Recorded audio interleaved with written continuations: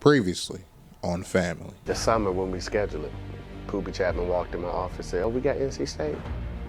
Yeah, we definitely were in that game. Just watching these guys play, it was just surreal. Just being able to do that, and I think our 5th year of existence, man, it was monumental. Represent North Carolina Central University in a way that only others can imagine. I didn't do a good job of evaluating the character of the recruits that we brought in.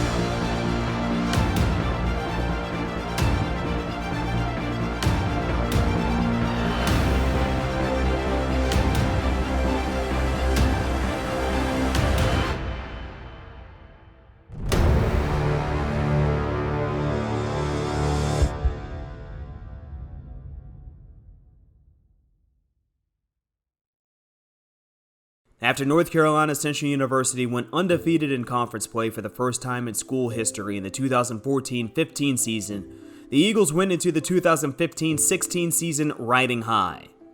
Inside McDougald-McLennan Arena, the Eagles had the second longest home court winning streak in NCAA Division I, as they won 28 consecutive games at home. But that streak was snapped on a last-second buzzer beater, and that proved to be the first plot twist for the Eagles. NCCU went 7-9 in MEAC play that season and was eliminated in the quarterfinal round of the conference tournament. And with that, the Eagles were left to rebuild. So you go into 16-17 and you always talk about in all the press conferences about, the expectations of the program and how, everybody expects to win. So rolling into 16-17, how did you manage those for yourself and also relay to the team, last year was last year and what we can do going forward? We learn from our mistakes. I learned from my mistake, and I just wanted them to go ahead and learn from their mistake. Every man must look himself in that mirror, whether he like it or not, and hold himself accountable. My mindset going into my senior year really was there's nothing after this. Like, this is it. So imagine you going into a whole new season, whole new year, knowing that after this, there's nothing else. Don't try to plan to play pro. Don't think like, well, what's after this? Just think that you have one season, and just after this season, let's just say you die. That's how my mentality was. It was like all or nothing. Like, you lose this year is like your college career basically was a loser. You know what I mean? And no one, I don't think in their right mind wants to be a loser. It just doesn't have a nice ring to it. You're a loser. Being a winner is what people strive for, and I believe I set the tone going into my senior year with that mindset in the summer. I lost over 20 pounds my junior, going into my senior year summer. I got faster, stronger, stayed in the gym. Everything I just tried to sharpen because I knew going into my senior year, it was either MEAC championship or bust. Starting from the beginning is never easy, and it was more difficult for some than others. Every championship year, you always have these stories, and what many people don't know, and we laugh about it to this day, Dajuan Graf actually quit during preseason of that year. We have a mile run, and he had never really made his time. The year before, he was injured, and he didn't run it. To be honest with you, I don't know if he was really injured. That wasn't for me to question. But I just know, like, during preseason conditioning, when these miles present themselves to you, all of a sudden mysterious injuries happen, right? So I'm not a doctor. I don't even play one on TV. But I always questioned that about him. And I always thought the people that can make that run always have a mental toughness on the basketball court when you really need them. And he didn't make his mile time. And we told him before he returned from the summer, look, man, you better make your mile time, make your mile time. And he said, yeah, I'm good. It's only 4 laps. And he didn't make it. And you are going to run that mile until you make it. You're not going to touch my basketball floor. And I thought he got frustrated. He just said, well, I quit. I'm going home. So I called his mom, and I told his mom and his aunt, come get him. This is the problem. We're going to get rid of the problem. He's bound to repeat the same things that he did the following year. And again, his talent level was always there. I thought he was a great basketball player. And, he kind of broke down in my office and, made me realize that I needed to be a little closer to him because he needed a male figure in his life. And I said, I'm going to do that. And I'll make you that promise to do that and be closer to you. However, you still going to go make that mile time. And he went out there and his teammates went out there and he made his mile time. And it was like Rocky and Apollo Creed running in the sand, doing the Rocky movies. Like when he made it, it was so refreshing. And I just saw his level of confidence go to a new height. And the problem with Dajuan, he had never pushed himself. So he didn't know how great he could possibly be. And he was the key. And once he pushed himself and he became great, our team became greater. The rebuild started slowly. First, a historic game from Pat Cole. And you had a triple-double game against Jackson State. What do you remember about that triple-double, becoming the first ever player to do that in the Division I era here? It felt amazing. I kind of remember a little bit what I was telling you. It was just like, I didn't even know. I was just out there playing like I do any other game. I really don't get caught up in stats. Like stats have always been exactly what they are. They're just statistics for other people to judge you off. What really matters to me is either we won or we didn't. You know what I mean? And things I could have did differently. Not, if I had one more assist, we would have won. Like, you can't calculate that. But what you can do is calculate the times that you missed a defensive assignment or the times that, another pass could have been made or this or that. But getting caught up in statistics wasn't really my thing. But to find out that I did that was a great feat, man. It was like, it was something that, I really never really dreamed of. But when I heard you say it, it was like, wow. And it just sent like chills through my body. Like, that's crazy to be the first one ever. It's pretty tough. Do you remember that performance, and what do you remember about what he did in that game? I do. I think I remember you calling it, actually, and I think the assist that gave him a triple-double was a dunk to Will, if I'm not mistaken. And I don't remember a lot about a lot of games, but I remember that. But Pat always had the ability, man. It was never his ability. It was always, his mental approach and, his motivation to go out and be the best. And I had to give him that a little more than I would like to. But at the end of the day, he really grasped what I was trying to tell them. And oftentimes these kids don't get it to their senior year. I don't know why that is. I wish they got it a little earlier, but they get it their senior year. They see a light at the end of the tunnel, and then, their ability coupled with their mental approach ascends them to another level. Then a win over perennial Horizon League favorite Northern Kentucky, and then a wire-to-wire win over Missouri, the Eagles' first victory against an SEC opponent. And just hearing you talk about the camaraderie of that team and how they work so well together, it really showed themselves early in that season. You get off to a hot start, and then you go off to Columbia and beat Missouri in their building. What made that team so good early in the season? We got rid of some guys that didn't buy in, that was probably affecting the person beside them. And the Missouri victory, it was really special because the 2 nights before we played Northern Kentucky, and right before we got on the bus for a shoot-around, I remember getting a call from Ingrid saying that Chancellor Saunders White had passed. And her and I were really close, and I had to, obviously I was emotional, but I had to get myself together because we had a game to play.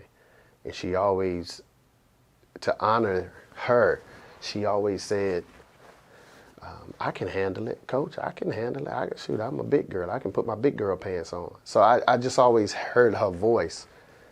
And I just said to myself, if she was here right now, she would tell me, Coach, you got to put your big boy pants on and just go out there and coach the game. And we ended up defeating Northern Kentucky, and 2 nights later we went to Missouri, and we defeated Missouri. And I knew it was her. I felt her spirit. I felt her spirit in my ear the entire time. And it was one of those games that you really couldn't explain. Our guys played extremely well, and we expected to win the game when we walked on the floor and when we walked off the floor. If you look at the video, when we walked off the floor, there was no deep celebration. It wasn't a deep celebration in the locker room. It was like, okay, we came, we saw, we conquered. This is what we prepared for, and this is what we expected to do. And you know, right there, when you defeat a Power 5 school, you know something can possibly be in the making. After going 9-5 in non-conference play, the Eagles faltered in their first MEAC game. But after a disappointing loss at home, NCCU strung together 13 consecutive league wins to claim their 3rd regular season MEAC title. But even with the highs, there were lows at the end of the season as well. That season continues on. You get those wins in non-conference. You get into conference play. You go 13-3. You do cool off just a little bit at the tail end. What do you tell the team to refocus them and get them ready for the conference tournament? The cooling off part was my fault again. I remember it like yesterday. We had clinched early and against Bethune-Cookman, and we think we had like 2 or 3 games remaining. And one of the things that happened to us years ago in the MEAC tournament was Jeremy Ingram sprained his ankle in the last regular season game. So when we got to the tournament, he was unable to play. Like, he could barely walk up and down the floor. And I vowed to myself, if I could ever manage that situation differently, I will not put those kids or, you know, your best player in that position again. So with us clinching, like with 3 games to go, I said I'd be a fool to continue to play, and now all of a sudden somebody gets a ankle or a knee or something, and now or concussion. Now we going into the MEAC without our best player because people only care about those 4 or 5 days in March. So I told the team, the next game was Savannah. I told them I'm not going to play you, and I told them that the day before. And then the day of, I was like, my competitive instincts just kicked in. I said, no, y'all playing. So it kind of messed them up mentally. And then we didn't play well, and we lost to Savannah. The following day, the next game I did the same thing against A&T. Then I said, nah, it's a rival, we got to play. And so I messed up their mentality instead of keeping them right there. But I think A&T beat us, and it was the best thing that ever happened to us, right? Because it got our attention. It made us hungry again. We were no longer celebrating and cutting down nets, and we realized, okay, the same thing that makes you laugh will also make you cry. So that was the best thing that happened to us because I got their attention. And the next day at practice, you know, we started off from day one. We went back to the square root and of what we do, and they really responded. And in the MEAC tournament, you know, we just kind of blew everyone away, man, because of, again, we were disappointed with how the regular season ended, but our attention was made aware because of those losses. NCCU rolled to Scope Arena as the top seed for the first time since 2015. And the Eagles played just like that 2015 team as they opened with a convincing 95-60 win over Bethune-Cookman in the quarterfinal round. The Eagles moved past Maryland Eastern Shore in the semifinal, and then faced a Norfolk State squad that eliminated NCCU in the previous year. The Eagles put on a defensive masterclass in the championship game as they held the Spartans scoreless for 11 consecutive minutes in the second half and claimed its 2nd MEAC tournament championship by a score of 67-59. Man, it's nothing I've ever been a part of. Like that run in a tournament, one and done games, and we just like beating teams by 40. Like it's nothing I've. Like I couldn't dream of it to be something like that. Like, you know, I'm thinking 2 3-point games, 4-point, 5-point games, championship game, close, 1-possession game. I'm not thinking we're just beating everybody by over 15 points. So it was like the focus. The coaches told me that like that was the most locked in they've seen me. You know, being up 7:30, getting guys to breakfast, making sure everyone's eating, making sure we're on the bus, ready to go, ready to roll. Making sure guys are locked in, not playing on the bus, making sure, you know, we're getting to anything we had to do, just making sure we're doing it in a timely fashion and a business-like approach. And it carried over into the game.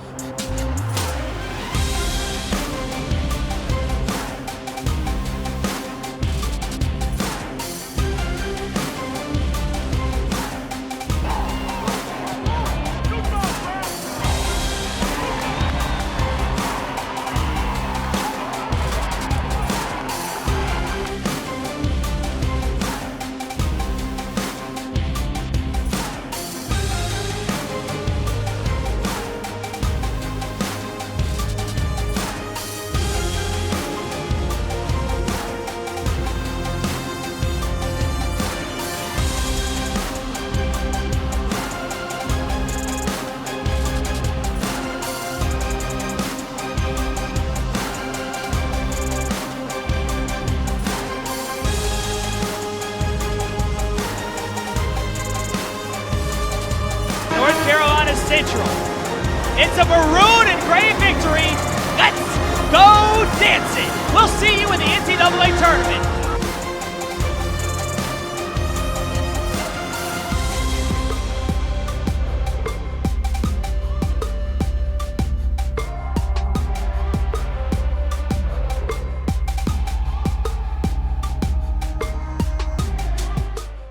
For the first time in program history, the Eagles went to Dayton, Ohio to participate in the first four of the NCAA tournament. NCCU carried a lot of momentum into the game, and it showed in the first half. Senior guard Dajuan Graf hit a three-pointer as time ran down to give the Eagles a 34-31 lead after the first 20 minutes. But UC Davis flipped the advantage into their favor in the second half after a big run right after the break. The Eagles refused to give in, and timely threes from Graf and Rashawn Madison pulled them within two within the final minutes. However, NCCU couldn't find a way to regain the lead and fell by a narrow margin, 67-63. You're named Most Outstanding Player of the Tournament and MEAC Player of the Year that year as well. What did those honors mean to you? It meant a lot, man. It just meant a lot coming from, where I come from, Newark, New Jersey. Is big, not even just for me, but for that city, because, a lot of people think, when you think about Newark, you think of bad things, gang violence, all kinds of violence. You don't think about good things just always coming out of that city. And just for something like this to happen for me, it was just big for me in the city and for for my family as well. Like my mom, dad passed away about 7, 8 years ago, so it was kind of big for, just the name on the back of my jersey and for my city. And for you, it's not the fact that you joined the team as a walk-on. You joined a championship team as a walk-on. What was it like experiencing that in your first season? I remember that first season when we were led by so many seniors who were key contributors to the team. And for me to be in my first year, I just wanted to help them reach their goal. And I didn't know what that was going to take. And for me, it's hard to put into words what it meant to win that first championship, because it's like, wow, this feeling that you get when you win is worth it. It's worth all the hard practices, all the fighting in-house, after games, before games, the uncertainty of it all is worth it. And that's what that first year taught me. And you just want to hold that standard every year after. You transferred here from Kent State University. What did you know about North Carolina Central University before you came here? I just knew that it was a winning program. I did my research. I found out Coach Moton was an excellent coach. So that played a big part of me coming here. And then, I liked the atmosphere when I came here. It seemed like it was all about basketball. When I came here, the coaches, they greeted me well. They invited me in. So, I just felt like it was a home environment. And, of course, one of the things with college athletics is seniors, they do graduate. So they left the program, and the next year you came back with the experience. What were you able to learn from them to help with a team that brought in some new freshmen? What I learned from them is that if you trust Coach Moton and you really buy into his system, whether that's early on in the season or late on in the season, you're going to win games. And when that senior team really bought into what Coach Moton was preaching every single day, they achieved so much more. So that next year, I knew going into the offseason, we have the blueprint for success. Now it's just a matter of following it and getting these new guys to understand that wherever you're coming from, now you're on NC Central, and this is how we do things. And that's what's going to lead to our success. So you transferred here. Your first experience must have been a whirlwind for you. So much travel, tough starts to the year. What was it like making that transition process? It was tough because, like at Kent, I didn't really play. So, coming here and then playing all of those minutes and, just being such a big part of the team, such a key part of the team, it was tough. And, coming in, I didn't understand, the responsibilities that come with, being, the so-called, the best player or, whatever you want to call it. But, it's responsibilities and it's rules and things that come with being there. So, I wasn't aware of that. And, coming into my senior year, I had to learn of those, responsibilities and start to carry myself in a manner such as I am. Your first year here playing inside, you had Pablo Rivas next to you. How much did he help you out, being as somebody who had played here before as a forward? Pablo was a big help. He was someone, like he said, who played here the year previous before me, my redshirt year. He was a knockdown shooter. He could score the ball, athletic. He just did everything. He made it easier. He made it easier for me. He did all the things that I really didn't do too well that year. So, he played a big part in us winning that championship. So 2017-2018 season doesn't quite go the same way as that 2016-17 when you went 13-3 and were regular season champions. What was it like going through that season, especially because, you came in, you had that success, and it just didn't go the same way? One of the quotes we always talk about is how adversity introduces a man to himself. And that season, there's a ton of adversity, whether it was starting lineup changes, things that were just new to that year that wasn't really a problem in the previous year. And we went through that, but to me, going through that struggle, going through that fire day in, day out, maybe not getting the wins that we thought we would early on, I think it prepared us for what happened later on this season. So you get another MEAC championship, and you roll into 2017-18, and once again you have senior turnover. And you go into the 2017 year with two freshmen in your backcourt with Jordan Perkins and Reggie Gardner Jr. And that season had its ups and downs, and you end up going to the tournament as a 6th seed. What was it like going through that year, especially once again with the pressure and expectations on your back? Well, that was the one year we said, okay, we're going to commit to rebuilding. And honestly, we didn't expect neither of those freshmen to play right away. To be honest with you, we really expected to redshirt both of those kids. But, the one thing about us around here, we're fair. Whoever's playing the best, that's who's going to play. We don't promise anyone anything. I don't care if you're on scholarship in-state. I don't care if you're on scholarship out-of-state.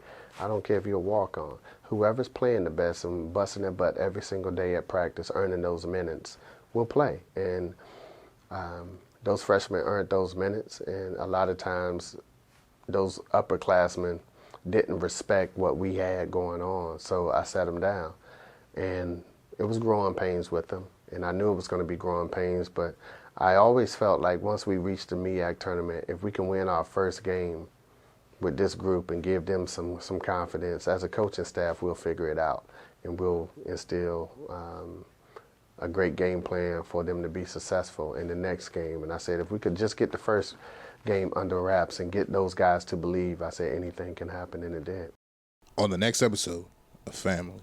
This is not the most skilled, but he will literally die before somebody outworks him. Gonna go boil down to old school 1980s NBA physical basketball. The standard is the standard. That's a great saying, but we actually live that.